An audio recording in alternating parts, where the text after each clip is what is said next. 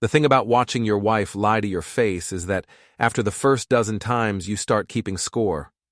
Not in some pathetic notebook hidden under the mattress. I'm not that guy. I keep it all up here, filed away in neat little folders marked bullshit, more bullshit, and holy shit, she actually said that. Before we dive deeper into this story, I have one small request. Please subscribe, drop a like, comment, and hit that hype button to boost this channel so more people can discover these incredible Reddit stories. My name is Nick Callahan, and 3 days before my wedding, I discovered my fiancée, Marissa Hart, was screwing her coworker in the back seat of his vintage Mustang. But I'm getting ahead of myself. It started with the gym membership. Marissa had been a Netflix and wine kind of girl for the 2 years we'd been together.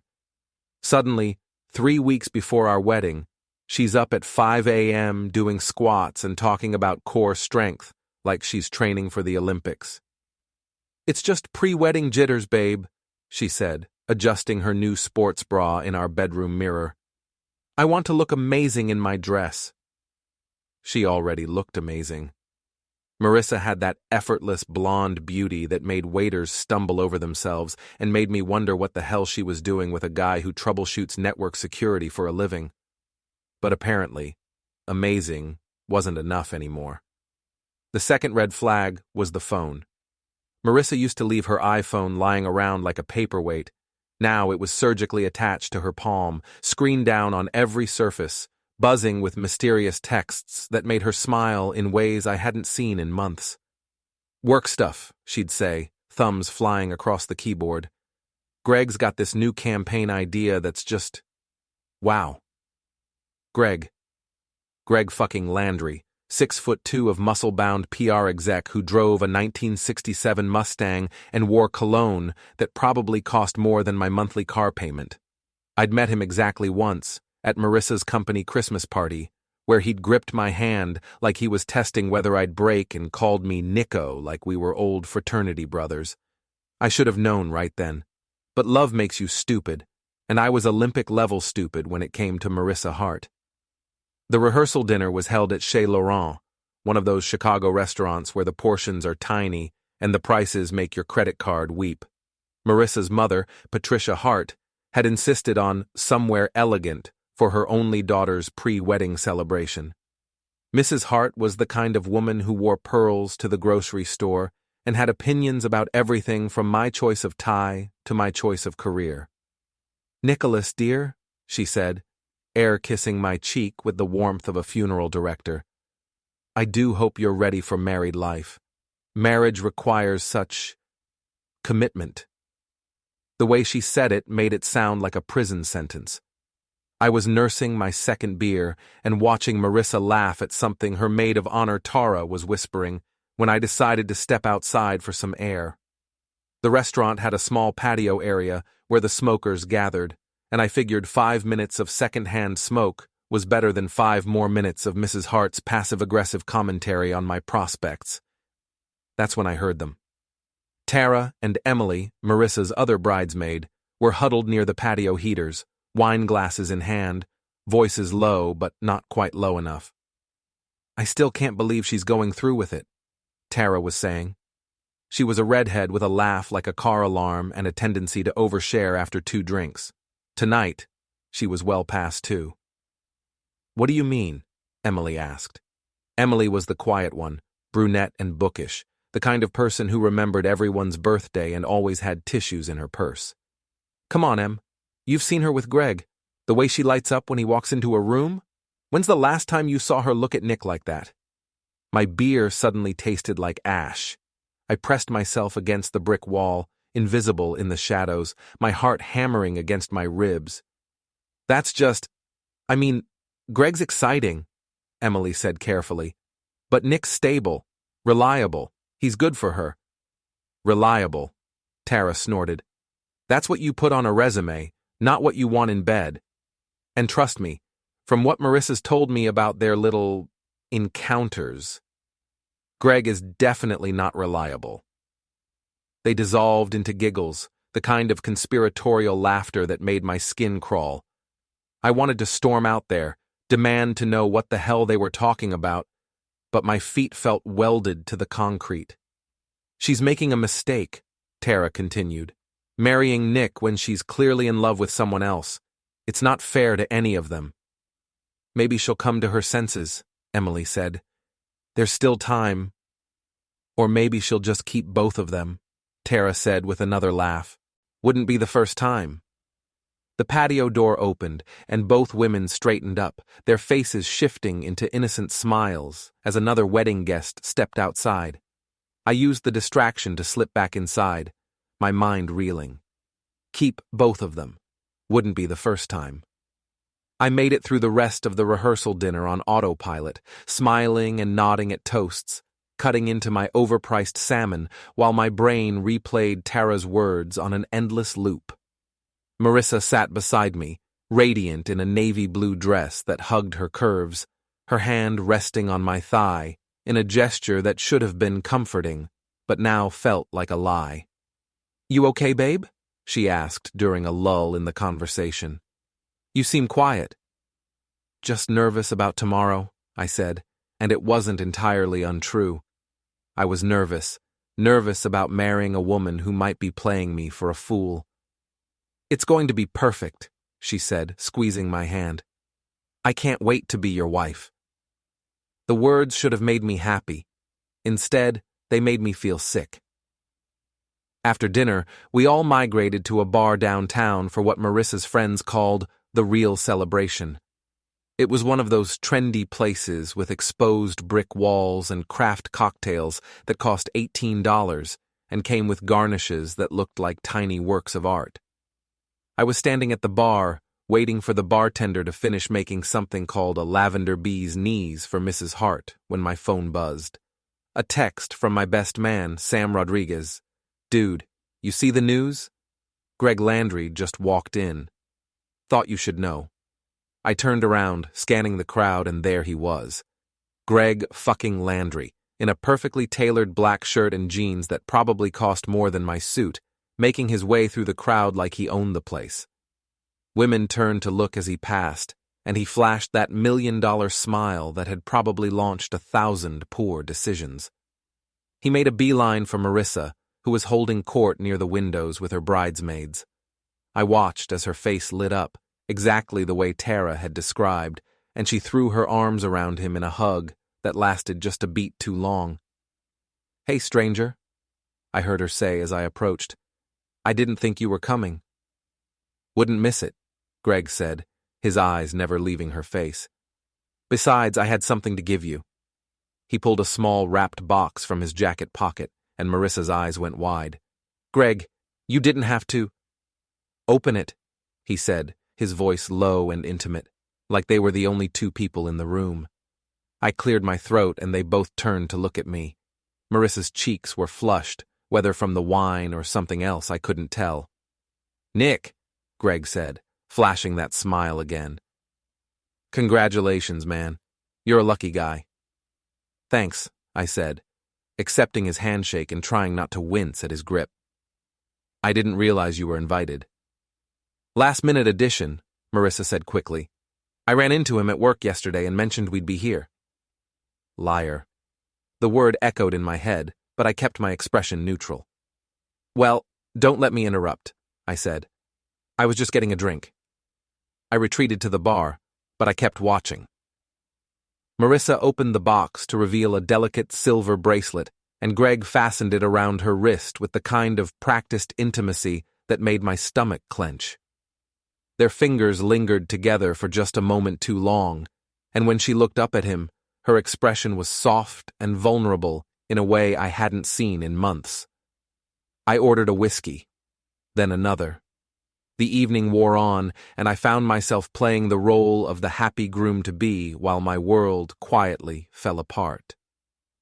Greg held court near the pool table, regaling anyone who'd listen with stories from his latest business trip to Los Angeles. Marissa drifted between her friends and him, always seeming to end up in his orbit. Around midnight, when the crowd was starting to thin out, I saw them slip away together. First Greg, claiming he needed some air. Then Marissa, 5 minutes later, saying she was going to the bathroom. I waited exactly 60 seconds before following.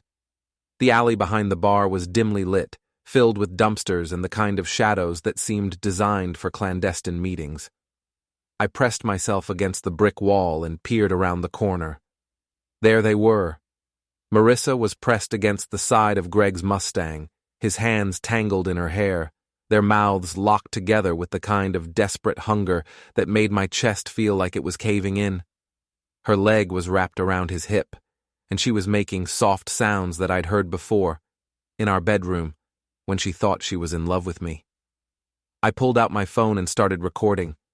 They broke apart after what felt like an eternity, breathing hard, their foreheads pressed together. "This is crazy," Marissa whispered. "The wedding's tomorrow." "Then don't do it," Greg said, his voice rough. "Come with me. We could be in Vegas by morning." "You know I can't. Everything's already paid for. My parents would kill me." "So we'll keep this between us," he said, his hands sliding down to her waist. "Like we have been." Like we have been. The words hit me like a physical blow. This wasn't some sudden moment of weakness. This was ongoing. This was a pattern. "I should get back," Marissa said, but she didn't move away from him.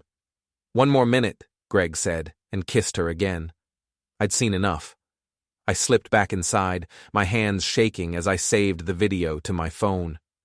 The bar suddenly felt too bright, too loud, too full of people who had no idea that the bride-to-be was currently making out with someone who wasn't the groom. I found Sam at the bar, deep in conversation with one of Marissa's cousins. "We need to go," I said. "Already? The night's just getting started." He took one look at my face and nodded. "Yeah, okay. Let me get my coat." 20 minutes later, we were sitting in Sam's car outside my apartment building, the engine running, heat blasting against the November cold. "You want to talk about it?" Sam asked. I showed him the video. "Jesus Christ, Nick." "Yeah. What are you going to do?" I stared at the phone in my hands, at the frozen image of my fiancée wrapped around another man. Tomorrow, in approximately 18 hours, I was supposed to stand at the altar of St. Mary's Cathedral and promise to love, honor, and cherish this woman for the rest of my life. "I'm going to give her exactly what she deserves," I said. The morning of my wedding, I woke up at 5 a.m. with the kind of clarity that usually comes after a fever breaks. No hangover, despite the whiskey. No tears, despite the betrayal. Just a cold, calculating calm that felt like putting on armor. I made coffee and sat at my kitchen table, watching the video again. In the harsh light of morning, it was even worse than I remembered.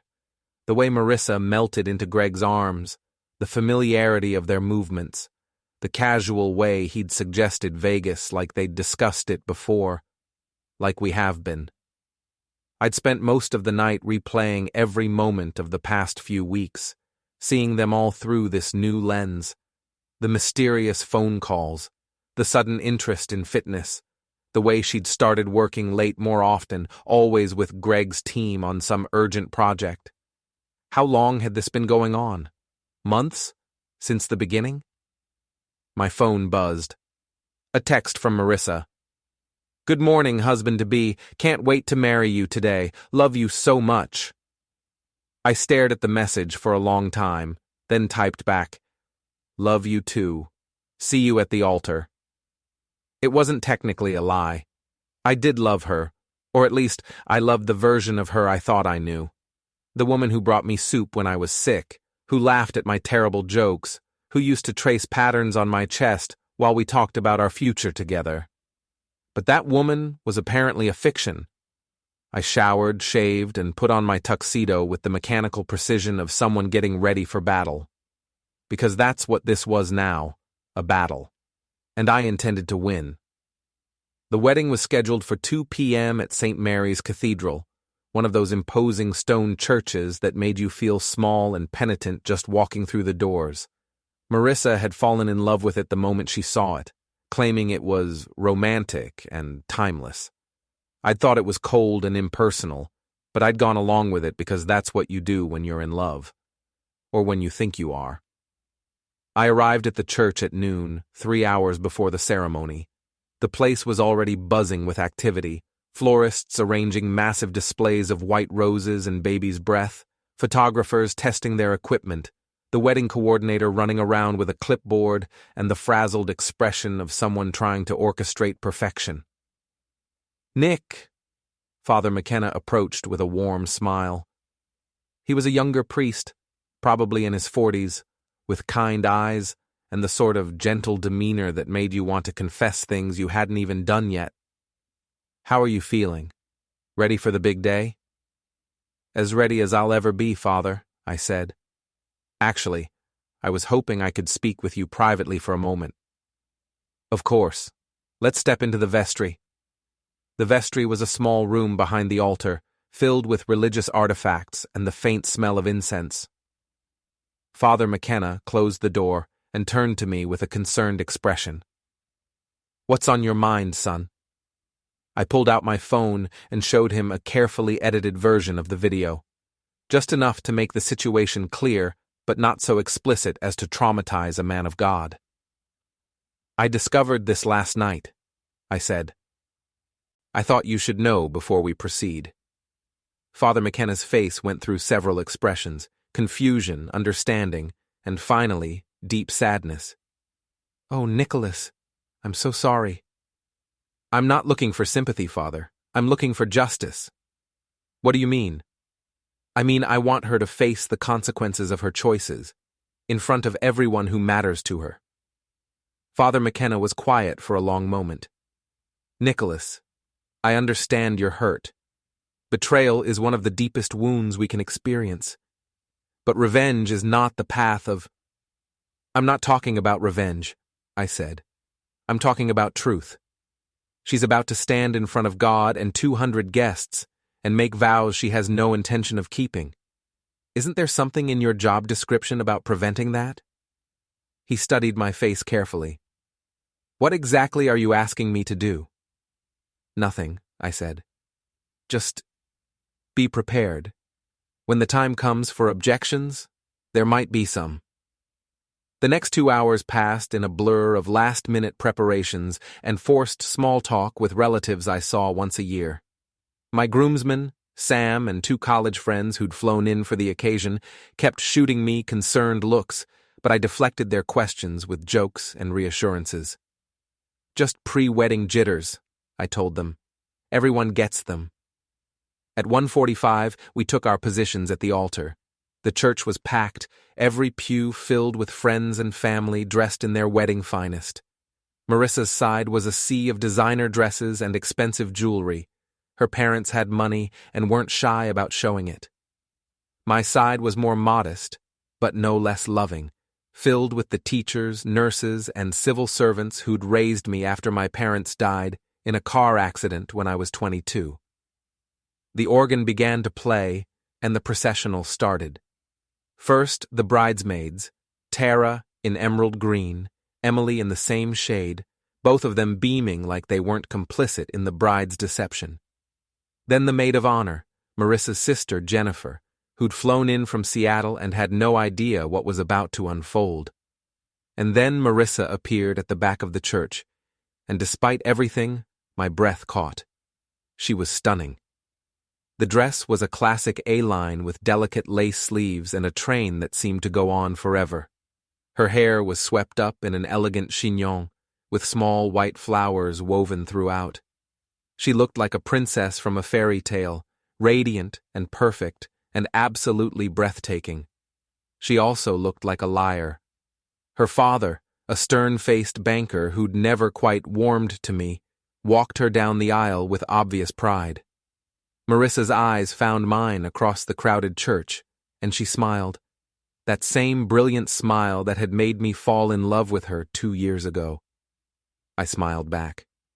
They reached the altar, and Mr. Hart placed Marissa's hand in mine with the solemnity of a man transferring a precious treasure. Her fingers were cold, and I could feel them trembling slightly. "Nervous?" I whispered. "A little," she whispered back. but happy.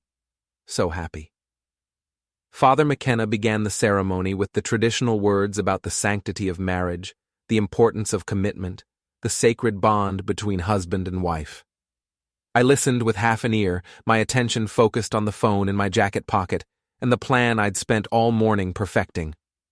Marriage is not to be entered into lightly, Father McKenna was saying, but reverently, discreetly, advisedly, and in the fear of God. Into this holy estate, these two persons present now come to be joined. He paused and looked out at the congregation. If any person can show just cause why they may not be joined together, let them speak now or forever hold their peace. This was it. My moment. I pulled out my phone, opened the video, and turned up the volume. I can, I said, my voice carrying clearly through the suddenly silent church. The gasps started immediately, rippling through the pews like a wave. Marissa's face went white, her bouquet trembling in her hands. "Nick, what are you doing?" she whispered. "Showing everyone who you really are," I said, and hit play. The sound of the video filled the church, the unmistakable sounds of two people who definitely weren't me and the bride making out in an alley. I'd edited it carefully, starting with their voices, so there could be no doubt about who was speaking. "This is crazy. The wedding's tomorrow." "Then don't do it. Come with me. We could be in Vegas by morning." "You know I can't. Everything's already paid for. My parents would kill me." "So we'll keep this between us, like we have been." The church erupted. Marissa's mother let out a strangled cry. Her father stood up so fast he nearly knocked over the woman next to him. The bridesmaids looked like they wanted to disappear into the floor. "Turn it off," Marissa said, her voice barely audible. "Please, Nick, turn it off." "Why?" I asked. "Embarrassed? You weren't embarrassed last night when you were wrapped around Greg Landry like a cheap suit." "Nick?" "Tell them," I said, my voice rising. "Tell them how long you've been cheating on me. Tell them about all those late nights at the office, all those mysterious text messages, all those times you came home smelling like his cologne." Marissa was crying now, mascara running down her cheeks in dark streams. "It's not what you think. It's exactly what I think," I said, and now everyone else knows it too. I turned to face the congregation, many of whom were holding up their own phones, recording this spectacular implosion for posterity. "Ladies and gentlemen," I announced, "I present to you my bride, Marissa Hart, who apparently believes that marriage vows are more like guidelines, optional suggestions for how to behave when you're not busy screwing your coworker in the back seat of his car." "That's enough," Mr. Hart roared, striding toward the altar. "You will not humiliate my daughter." "I'm not humiliating her," I said calmly. "She did that all by herself. I'm just making sure everyone gets to see it." Father McKenna stepped between us, his face pale but determined. "Perhaps we should all take a moment to—" "No moments," I said. "No cooling off periods, no working things out. This wedding is over." I looked at Marissa one last time. She was sobbing now, her perfect makeup ruined, her fairy tale dress suddenly looking like a costume from a play that had gone horribly wrong. "For what it's worth," I said, "I really did love you. The you I thought you were. But that person doesn't exist, does she? She never did." I walked down the aisle, past the shocked faces of friends and family, past the photographer who was still snapping pictures with the dedication of a war correspondent, past Mrs. Hart, who was being fanned by two relatives like she was about to faint. At the back of the church, I turned around one last time. The altar looked like the aftermath of a bomb blast. Marissa collapsed in her sister's arms, the bridesmaids huddled together in horrified whispers, Father McKenna trying to restore some semblance of order to the chaos. "Oh, and Marissa?"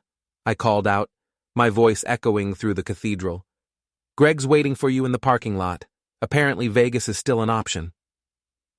I walked out into the November afternoon, leaving behind the wreckage of what should have been the happiest day of my life. It was the most satisfying moment I'd ever experienced.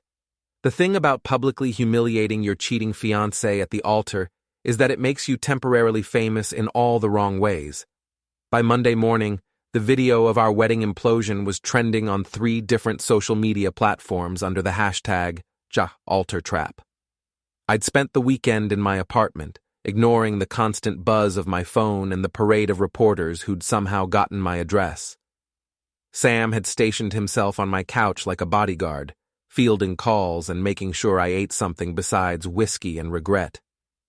"Dude, you're like a folk hero," he said Monday morning, scrolling through his phone. "Listen to this comment. This guy is my spirit animal. Every cheater should get exposed like this. You've got like 50,000 followers on Twitter." "Great," I said, staring at my coffee. "I always wanted to be internet famous for being a cuckold." "You're not a cuckold. You're a badass who refused to be played."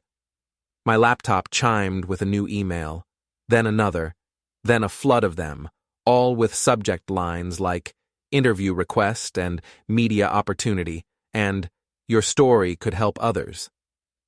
"Jesus," I muttered, closing the laptop. "It's like I'm some kind of betrayed husband messiah." "You could monetize this," Sam said thoughtfully. "Write a book. Do the talk show circuit. How to catch a cheating fiancé and destroy her life in under 5 minutes. "I didn't destroy her life. Have you seen the news? Marissa's PR firm put her on indefinite leave. Her parents canceled their country club membership because they're too embarrassed to show their faces. And Greg Landry's been getting roasted on every social media platform known to man. Someone started a GoFundMe to buy him a dictionary so he can look up the word boundaries." I should have felt satisfied. This was exactly what I'd wanted: consequences for their actions, public accountability for their betrayal. But mostly, I just felt empty, like I'd won a game I'd never wanted to play. My phone rang. Unknown number. "Don't answer it," Sam said. "It's probably another reporter." But something made me pick up. "Hello? Nick?" The voice was female, tentative. "It's Emily. Emily Chen? From the wedding party?" Emily. The quiet bridesmaid, the one who'd been whispering with Tara about Marissa's encounters with Greg. "What do you want, Emily?" I wanted to apologize and to talk to you about Marissa, about what really happened. I think the video made it pretty clear what happened." "No, I mean, there's more. Things you don't know. Can we meet somewhere? Please? I think you deserve to hear the whole truth." An hour later, I was sitting across from Emily in a coffee shop in Lincoln Park, far enough from my neighborhood to avoid the lingering reporters. She looked terrible. Dark circles under her eyes, her usually perfect hair pulled back in a messy ponytail, her hands shaking as she wrapped them around her latte. "I should have told you sooner," she said without preamble. "I should have said something months ago, but I hoped she'd come to her senses." "How long?" I asked. "How long has she been cheating?" Emily stared into her coffee. "Since February. Maybe earlier. The first time I knew for sure was at the company retreat in March. I saw them together in the hotel bar, and it was obvious. February. We'd gotten engaged in January. She'd been cheating on me practically since the moment I'd put the ring on her finger." "There's something else," Emily continued. "Something worse." "Worse than cheating on me for 10 months? She pulled out her phone and showed me a screenshot of a group text. The participants were listed as Marissa, Tara, and someone named Ashley, another friend from college I'd met a few times. The messages were dated 3 weeks ago. Marissa: "Okay, ladies, I need to confess something. You know how I've been seeing Greg?" Tara: "Duh. We all know. You're not exactly subtle." Ashley: "Girl, you need to figure this out before the wedding. It's not fair to Nick." Marissa: "Here's the thing. Tara dared me to see how far I could push it without getting caught. And now it's gotten out of hand." Tara: "Wait, what? I was joking when I said that." Marissa: "Were you though? You said I was too much of a good girl, that I'd never have the guts to have a real affair. You bet me $500 I couldn't seduce Greg before the wedding. Ashley. Jesus Christ, Marissa. Tara. I was drunk. I didn't think you'd actually do it. Marissa. Well, I did. And now I'm in love with him, but I can't call off the wedding. My parents would disown me. Nick's a good guy and he deserves better, but I'm trapped. Ashley. So you're just going to marry him anyway? While you're in love with someone else? Marissa. I'll figure it out after the honeymoon. Maybe Greg will wait for me. I read the messages twice, my hands clenching the phone so hard I was surprised it didn't crack. It started as a bet, I said, my voice flat. I'm so sorry, Nick. I should have shown you this weeks ago, but I kept hoping she'd do the right thing. A fucking bet. The coffee shop suddenly felt too small, too bright, too full of normal people living their normal lives, while my world continued to implode in new and creative ways. I stood up abruptly, the chair scraping against the floor. Nick, wait! Send me those screenshots, I said. All of them. What are you going to do? I looked at Emily, this quiet woman who'd finally found the courage to tell me the truth, and I felt something cold and calculating settle in my chest. I'm going to make sure everyone knows exactly what kind of person they're defending. That evening, I created a new social media account under the name Alter Trap Truth and posted Emily's screenshots along with a detailed timeline of Marissa's deception. I included the original video from the alley, plus several photos I'd found on Greg's public Instagram account, pictures of him and Marissa at various work events, standing just a little too close, looking at each other with obvious intimacy. The response was immediate and brutal. Within hours, the screenshots had been shared thousands of times. The comments section was a wasteland of outrage and disgust. Someone had tracked down Tara's social media accounts and was flooding them with messages calling her an enabler and a terrible friend. Greg's business page was getting review-bombed by strangers who'd never used his services but had strong opinions about his character. But it was Marissa who bore the brunt of the internet's wrath. Her Instagram, which had been public, was flooded with comments ranging from disappointed to downright vicious. Someone had created a meme using her wedding photo with the caption, "When you're more committed to winning a bet than to your fiancé." I should have felt vindicated. Instead, I felt like I was watching a controlled demolition, precise, calculated, and utterly devastating. My phone rang around midnight. Marissa's number. I almost didn't answer, but curiosity won out. What do you want? Please. Her voice was thick with tears. Please take it down. The screenshots, the timeline, all of it. You've made your point. Have I? Because it seems like people are just now understanding what you really are. Nick, I'm getting death threats. Someone threw a brick through my apartment window. I had to take leave from work because reporters are camping outside my office building. Sounds like consequences. I know I hurt you. I know what I did was unforgivable. But this is destroying my life. Good, I said, and hung up. But even as I said it, something twisted in my stomach. The woman crying on the phone wasn't the confident, manipulative person who'd been planning to use me as a safety net while she figured out her feelings for another man. She sounded broken. The rational part of my brain reminded me that she'd brought this on herself, that her pain was the direct result of her choices, that I was simply ensuring the truth came to light. The part of my brain that had loved her for 2 years whispered that maybe I'd gone too far. I silenced that voice and went to bed. The next morning brought a new development. Greg Landry had posted a statement on his company's website, a carefully crafted piece of corporate speak that managed to apologize without actually admitting to anything specific. He expressed regret for any pain caused by his actions and announced he was taking a leave of absence to focus on personal growth and reflection. It was a coward's response, and the internet treated it as such. But it was the final paragraph that caught my attention. I want to make it clear that Ms. Hart was not the only party involved in this situation. and she should not bear the full burden of public scrutiny for what was ultimately a mutual decision between consenting adults. He was trying to protect her. Even now, with his own reputation in ruins, he was trying to shield Marissa from some of the backlash. It was almost noble. It was also too little, too late. I was reading the comments on Greg's statement, a mix of people calling him a homewrecker and others grudgingly respecting his attempt to take responsibility, when Sam knocked on my door.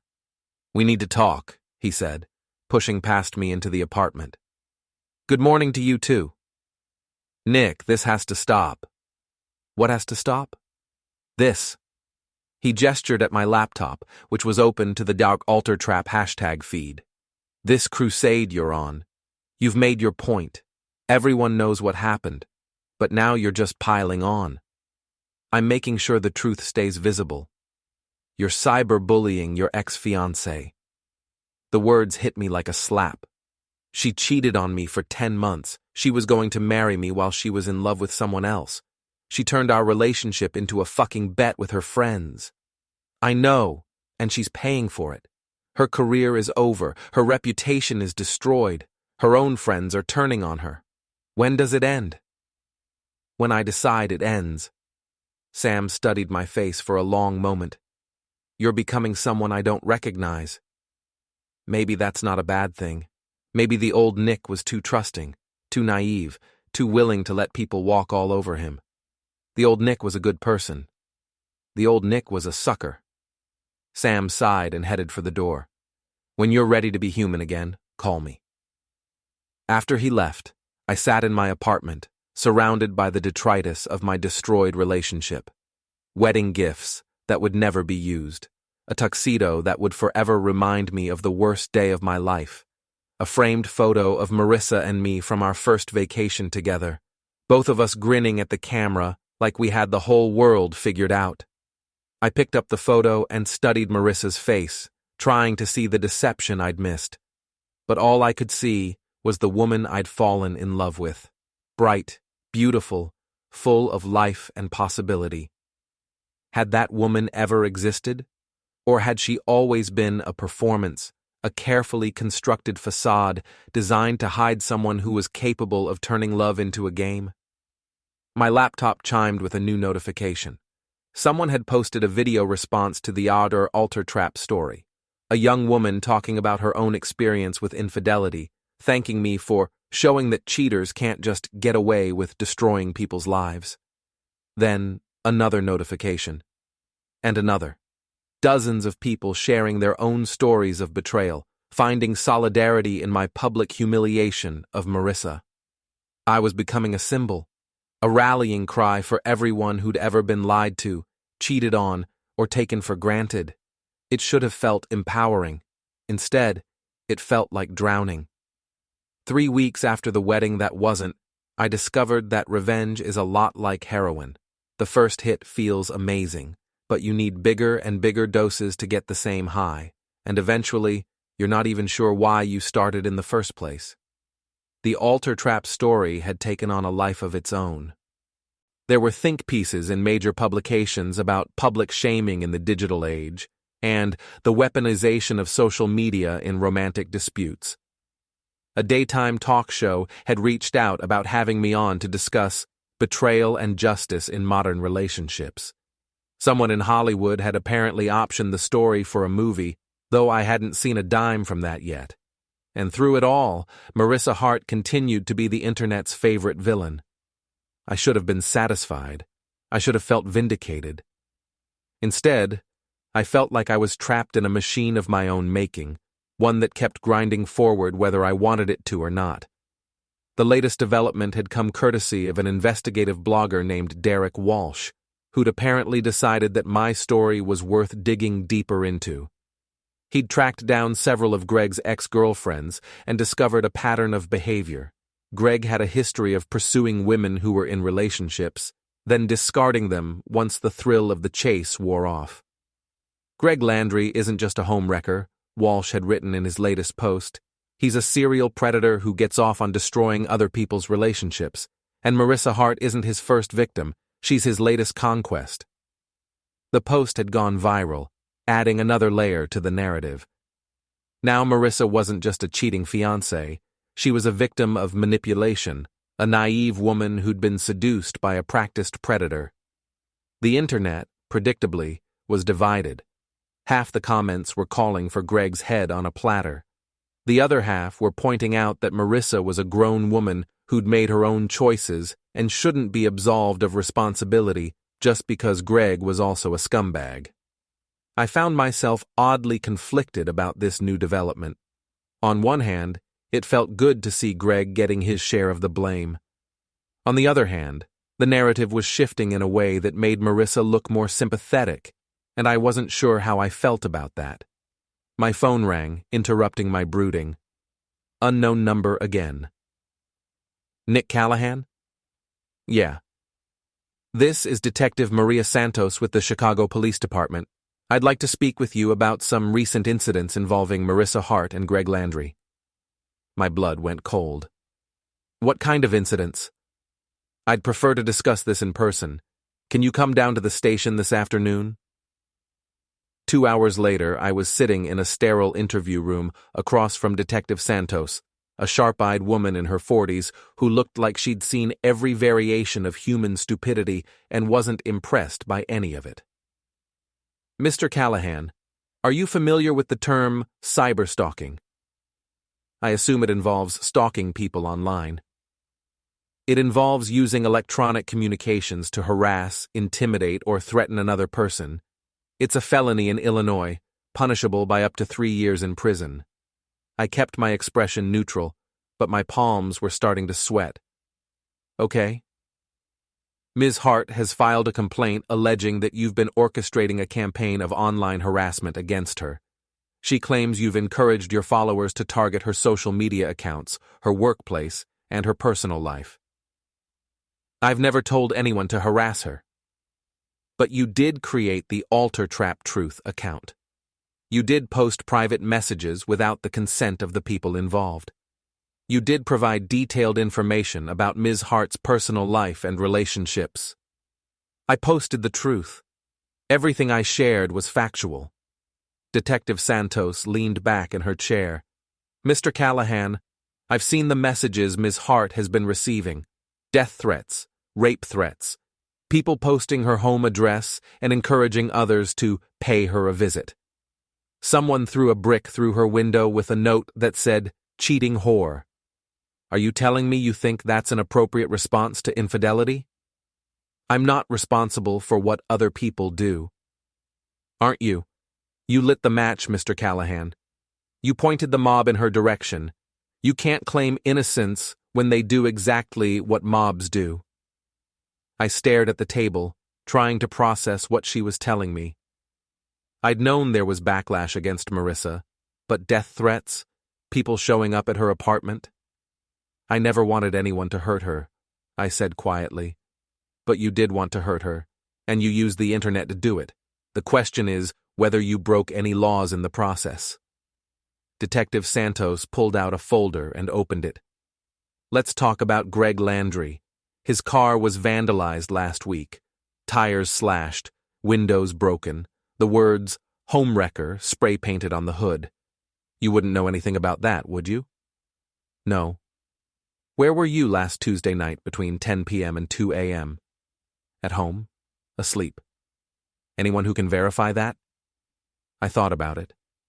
Sam had been avoiding me since our fight, and I'd been spending most of my time alone, obsessively monitoring the online response to my story. No. Mr. Landry also received a package at his office containing photos of himself with various women, along with a note that said, "We're watching you." The photos appear to have been taken from social media accounts and printed out. Very thorough work, almost like someone with IT skills put it together. My mouth was dry. I hadn't sent any package to Greg, but I could see how it might look suspicious. I was an IT specialist with a grudge and the technical skills to pull off that kind of harassment. I didn't send him anything. Uh-huh. Detective Santos made a note in her file. Here's the thing, Mr. Callahan. I've been doing this job for 15 years, And I've seen a lot of people who thought they were the hero of their own story. They all had good reasons for what they did. They were wronged. They were hurt. They deserved justice. She closed the folder and looked at me directly. But justice and revenge aren't the same thing. And when you cross the line from seeking justice to orchestrating a harassment campaign, you become the villain in someone else's story. Do you understand what I'm telling you? Am I being charged with something? Not today, but I'm opening an investigation, and I'll be watching your online activity very closely. If I find evidence that you're encouraging or coordinating harassment against Ms. Hart or Mr. Landry, I will arrest you. Are we clear? Crystal. I left the police station feeling like I'd been punched in the gut. The idea that I might be facing criminal charges for exposing the truth about my cheating fiancé was surreal, but Detective Santos had been deadly serious. Worse, her words had forced me to confront something I'd been avoiding. The mob I'd unleashed wasn't just sharing angry comments and mean memes. They were making real threats against real people. They were showing up at Marissa's apartment, vandalizing Greg's property, turning my personal betrayal into their own twisted crusade. I drove home in a daze, my mind racing. Had I really gone too far? Was Detective Santos right? Had I crossed the line from victim to perpetrator? My phone buzzed with a text from an unknown number. We need to talk.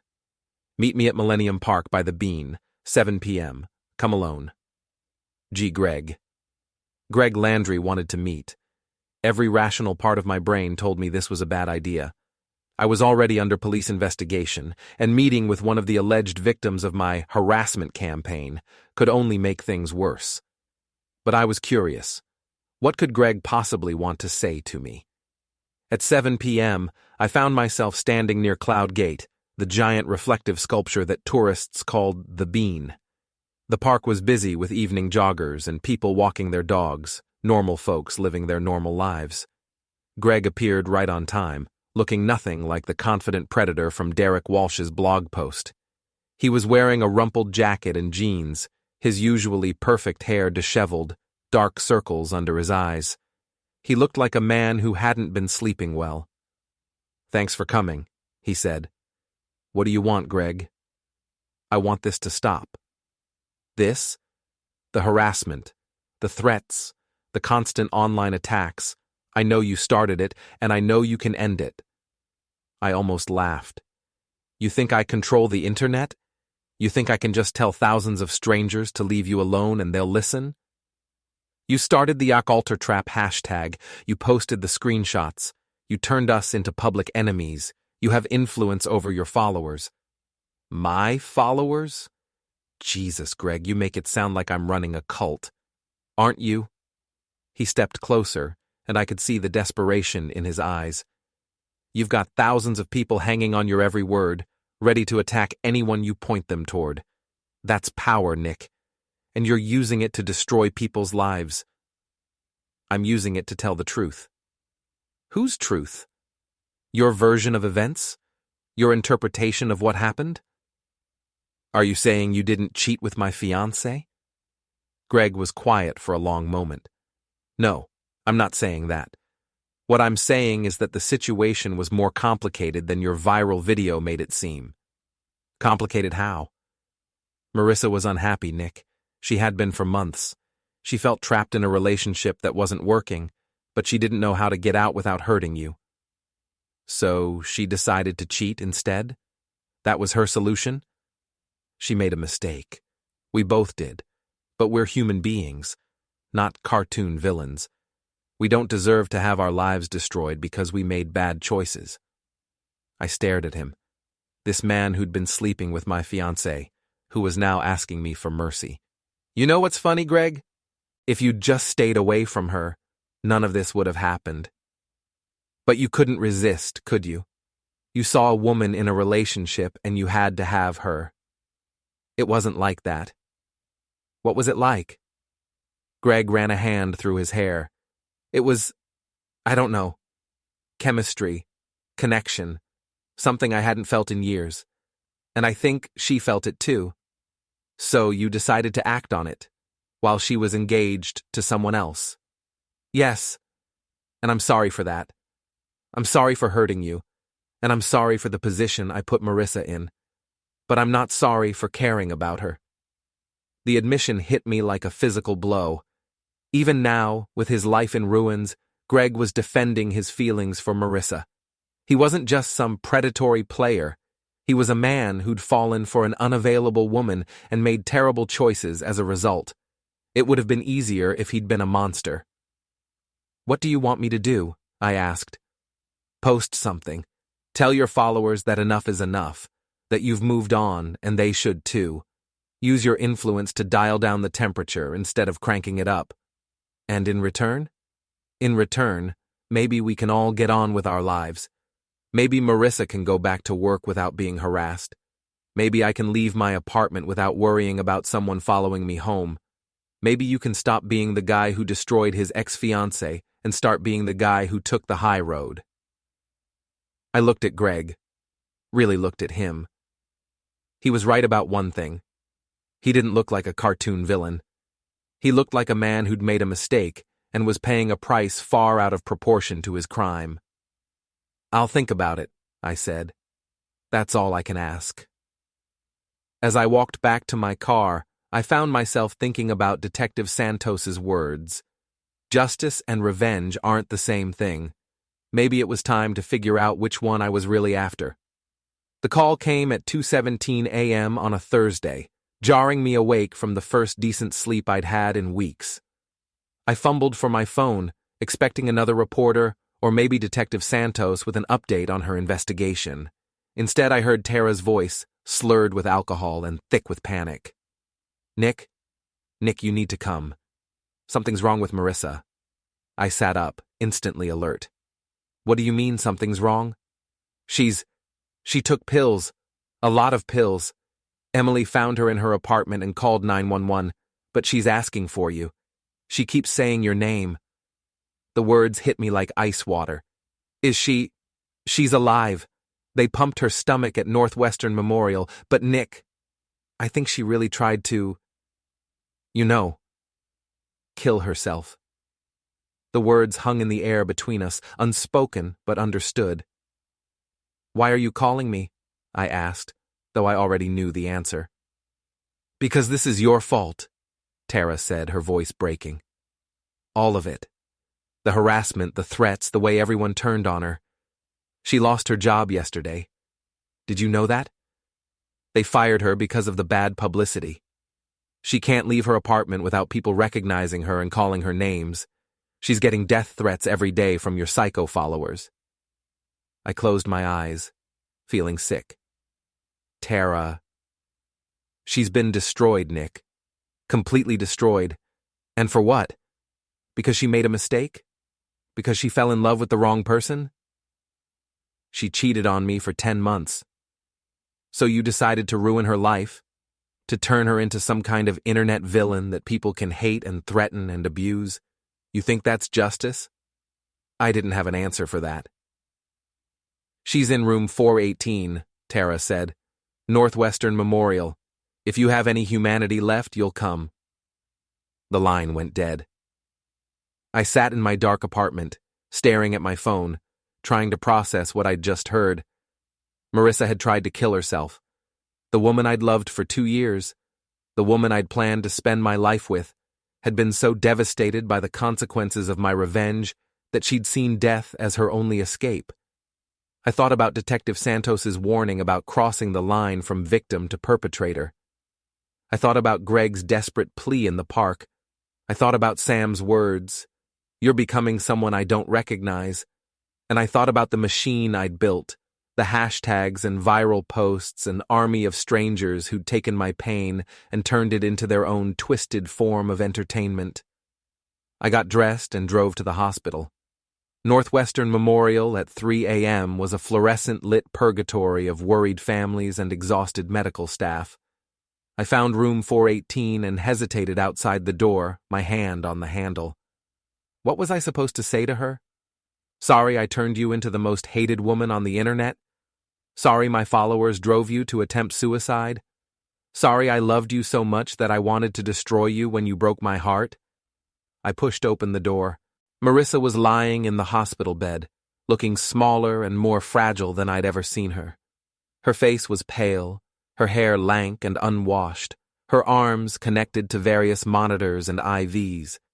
She looked like a ghost of the radiant woman who'd walked down the aisle 3 weeks ago. Emily was sitting in a chair beside the bed, her eyes red from crying. She looked up when I entered, her expression unreadable. "She's been asking for you," Emily said quietly. "For hours. Even when she was barely conscious, she kept saying your name." I approached the bed slowly, like I was approaching a wounded animal that might bolt at any sudden movement. "Marissa?" Her eyes fluttered open, focusing on my face with obvious effort. When she recognized me, she started to cry, not the dramatic sobs of someone seeking sympathy, but the quiet, broken tears of someone who'd reached the end of their rope. "Nick," she whispered, "I'm so sorry. I'm so sorry." I pulled up a chair and sat down beside her. "Don't talk. Just rest. No, I need to tell you. About Greg. About all of it." "Marissa, it started as a stupid bet. Tara dared me to see if I could make him interested, and I thought it would be harmless. Just flirting. Just proving I still had it." Her voice was hoarse, probably from having her stomach pumped, but she pressed on. "But then he was so charming, and he made me feel special in a way I hadn't felt in a long time. And I know that's not fair to you, because you're a good man and you loved me, but I felt like I was disappearing in our relationship. Like I was becoming this safe, boring person who did safe, boring things." I wanted to interrupt, to defend our relationship, but something in her expression stopped me. So I kept seeing him, and it felt exciting and dangerous and alive. And I told myself it wasn't really cheating because we weren't having sex, just kissing and talking, and I was lying to myself as much as I was lying to you. She paused, struggling to catch her breath. "When you showed that video at the wedding, I was humiliated, devastated. But I thought I deserved it. I thought it would blow over, and eventually people would forget, and I could rebuild my life. But they didn't forget." "They didn't forget," she agreed. "And it kept getting worse. Every day more people found out about it. More people decided I was this evil person who deserved to be punished. I lost my job. My parents barely speak to me. I can't go anywhere without someone recognizing me and calling me names." She turned to look at me directly, and I saw something in her eyes that made my chest tight. "I know I hurt you, Nick. I know what I did was unforgivable. But the punishment has been so much worse than the crime. I made a mistake, a terrible mistake, but I'm not a monster. I'm just a person who fucked up and fell in love with the wrong man at the wrong time." "Marissa, last night I was lying in my apartment, reading the comments on that blogger's latest post about me. Hundreds of people calling me a whore, a sociopath, a waste of space. People saying I should kill myself, that the world would be better without me. And I started to think, maybe they're right." The monitors beside her bed beeped steadily, the only sound in the room besides her labored breathing. So I took the pills. All of them. And while I was waiting for them to work, I kept thinking about you, about how much I loved you, even when I was betraying you, about how I'd turned the best relationship of my life into a nightmare because I was too scared to be honest about what I was feeling. She reached out with a shaky hand and touched my arm.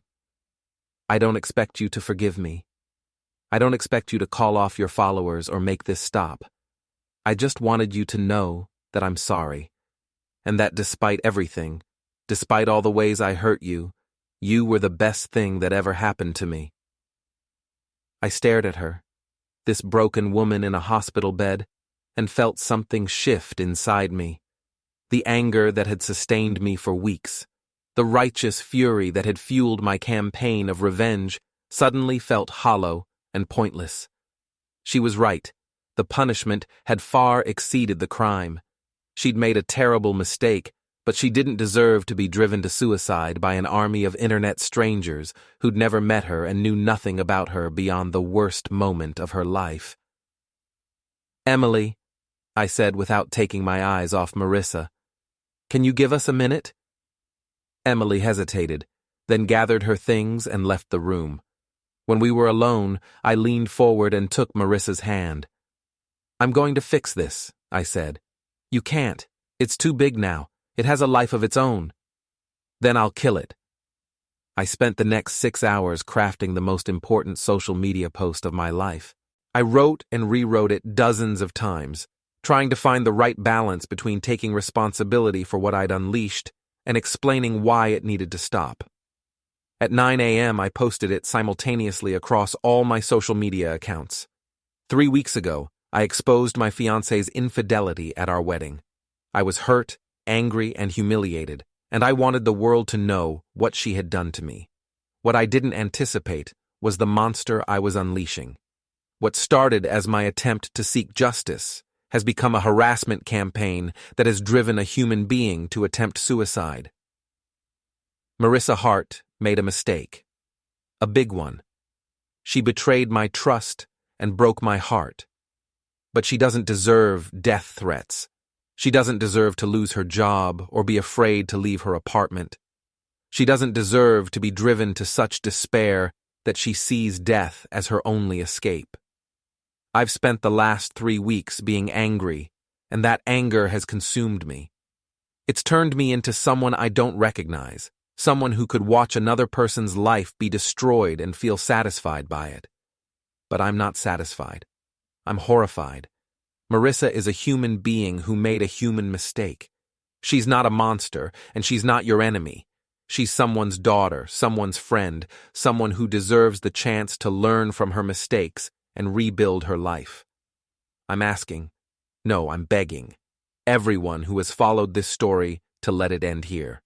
Stop the harassment. Stop the threats. Stop treating real people like characters in your entertainment. What happened between Marissa and me is over. Our relationship is over. My need for revenge is over. It's time for all of us to move on.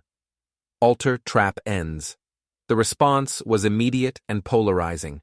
Half the comments were supportive, praising me for taking the high road and showing compassion for someone who'd wronged me.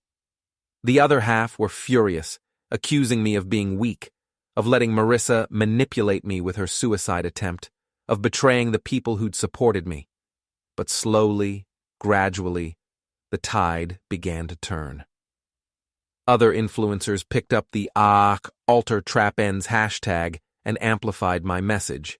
The mainstream media, which had been covering the story as a cautionary tale about social media mob justice, praised my decision to call for an end to the harassment. It wasn't immediate, and it wasn't complete. There were still trolls who continued to target Marissa, still people who refused to let go of their anger. But the organized campaign against her began to lose steam, and the death threats slowed to a trickle. 2 weeks later, I got a text from Emily. She's doing better, started therapy, found a new job in Denver, somewhere she can start over. She wanted me to thank you. I never responded to that text. What was there to say? 6 months later, I was having coffee with Sam, our friendship slowly rebuilding after the damage I'd done to it, when he showed me an article in a Denver newspaper. It was a small piece about a local PR firm hiring a new account executive, someone with experience in crisis management and a deep understanding of how quickly reputations could be destroyed. The new hire was listed as M.H. Stevens. No photo, but I knew it was her. She's using her middle name, Sam observed. Smart. Gives her a chance to start over without the baggage. Good for her, I said, and meant it. Any regrets? Sam asked. I thought about it. Did I regret exposing her infidelity? No. She'd betrayed me, and I'd had every right to tell the truth about what she'd done. Did I regret the way I'd done it? The public humiliation, the viral campaign, the mob I'd unleashed? Yeah, I said. I regret a lot of it. But not all of it. Not all of it. She needed to face consequences for what she did. I went too far in making sure she did. Sam nodded. Live and learn, I guess. Live and learn. That night, I deleted all my social media accounts. I was tired of being the our altar trap guy, tired of being a symbol for betrayed lovers everywhere, tired of carrying the weight of other people's anger and my own mistakes. I wanted to be Nick Callahan again, not a victim, not a villain, just a man who'd learned some hard lessons about love, revenge, and the difference between justice and cruelty. It would take time. But for the first time in months, I felt like I might actually get there. A year later, I was debugging a particularly stubborn network security issue at my office when my phone buzzed with a text from an unknown number. I saw your name in the paper, something about a cybersecurity award. Congratulations. I'm glad you're doing well. M. I stared at the message for a long time, my finger hovering over the reply button. There were so many things I could say, so many conversations we'd never had, so many apologies and explanations that still hung between us. In the end, I typed back, "Thank you. I'm glad you're doing well too." She didn't respond, and I didn't expect her to. Some chapters of your life are meant to stay closed, no matter how much you might want to rewrite the ending.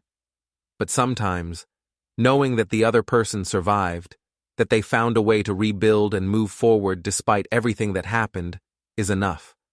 It was enough for me.